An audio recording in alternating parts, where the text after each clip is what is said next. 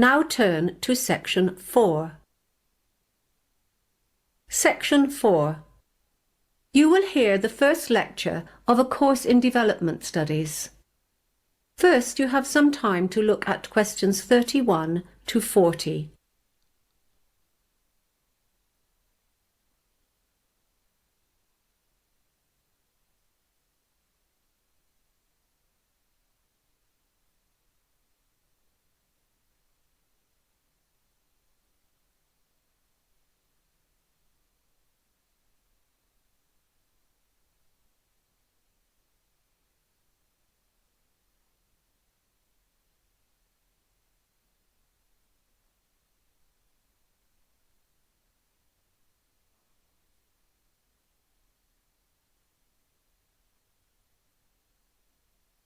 Now listen carefully and answer questions 31 to 40. Good morning, everyone, and welcome to your first lecture in Development Studies. Development Studies as a discipline can be boiled down to a couple of core objectives.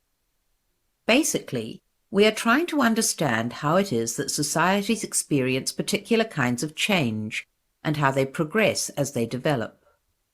We're also trying to go beyond that, however, and work out how different sorts of actions can facilitate or even encourage these changes to happen.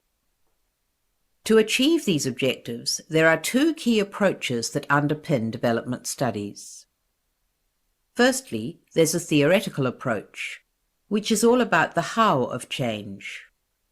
With theory, we can explore some of the big questions. What kind of change should we aspire to, and how can this be achieved? But we don't just talk. We've also got to apply some of this thinking.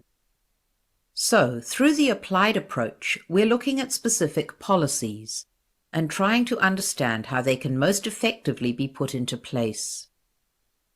Although we try not to limit ourselves, we do focus on a few key areas.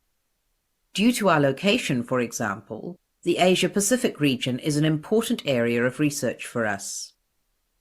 At the moment, we're doing a lot of work on urbanization, and there are two elements to this. One is employment, as urbanization leads to major employment problems, and the other is housing. With so many people moving to cities, many of them struggle to find a place to live. Other issues of particular interest to our staff are migration and, of course, trade. So, what will you be able to do with the degree in Development Studies? Well, firstly, you'll develop a full working knowledge of all aspects of development. You'll also learn how to gather data. We include sessions on how to gather statistics, but we mostly focus on textual data. That is, policy briefings, research reports, and so on.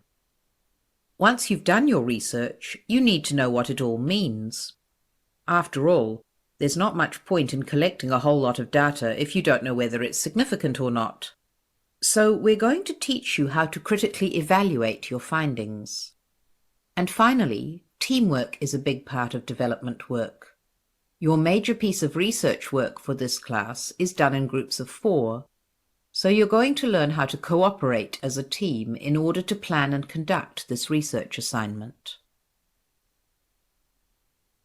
I want to move on now to give you a brief overview of how development studies has evolved as a discipline since it was first established. The first thing to note is that, unlike other subjects such as mathematics or philosophy, development studies is very young. It began taking shape as a formal discipline only in the 1950s. At that stage, economic concerns were at the forefront of nearly all research efforts. Researchers assumed that development in general could be measured by indicators such as gross domestic product, GDP, or unemployment levels.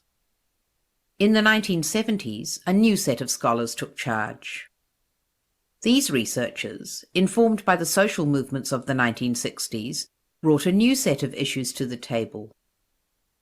At that time, development studies grew increasingly critical of established practices and the assumptions that lay behind those practices.